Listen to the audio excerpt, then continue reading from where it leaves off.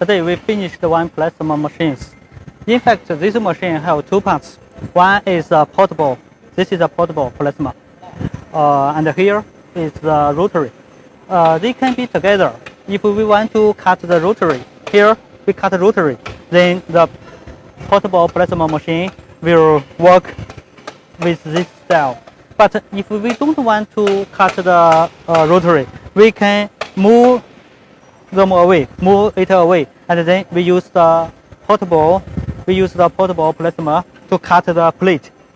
That is to say, this machine can cut the plate and the rotary together.